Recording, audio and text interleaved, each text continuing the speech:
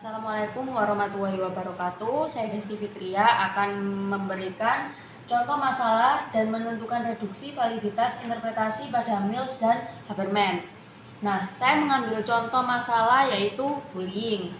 Di sini saya untuk mengetahui konseli lebih dalam, saya harus menggali signifikan other-nya. Jadi lingkungannya. Di sini saya menyiapkan signifikan other 4 orang, beserta konselinya jadinya 5 orang. Nah, di sini dijelaskan yang nampak dari konselinya yaitu dari masalah bullying ini introvert, bolos sekolah, sering melamun, dan gak mempunyai teman. Nah, dari yang saya dapat dari signifikan other satunya, bahwa konseli tersebut sering melamun, introvert, bolos sekolah, dan sering menyendiri. Nah, dari signifikan other 2, dia menyebutkan bahwa konselinya itu sering menyendiri, sering melamun, dan mudah menangis.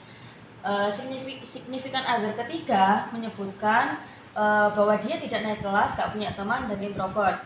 Nah, signifikan other yang terakhir, yang keempat, menyebutkan bahwa si konseli introvert, bolos sekolah, dan mudah marah. Nah, ini penjelasan ini, data-data ini disebut dengan reduksi. Jadi untuk kita mengetahui masalah konseli lebih dalam, kita emang membutuhkan beberapa signifikan other lingkungannya si konseli. Nah, setelah direduksi, kita lanjut ke validitas.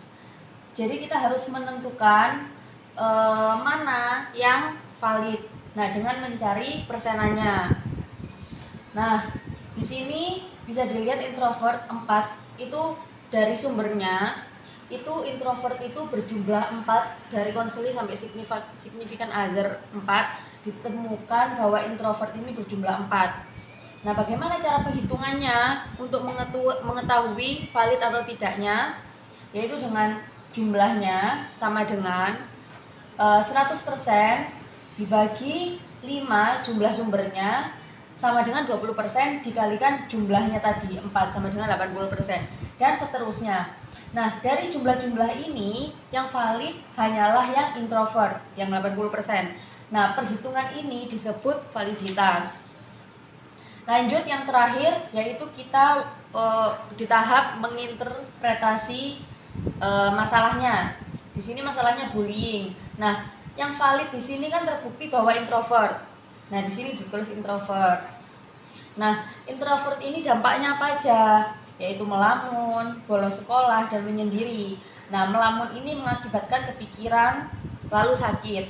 Dan yang bolos sekolah ini mengakibatkan tidak naik kelas, dan yang menyendiri mengakibatkan tidak mempunyai teman. Nah, ini disebut sebagai interpretasi. Jadi, kesimpulan yang bisa diambil, contoh bullying ini itu identik dengan introvert, orang yang tidak mudah berbaur, selalu sendiri, kemana-mana sendiri, dan ini mengakibatkan dia melamun, bolos sekolah, dan menyendiri. Seperti itu.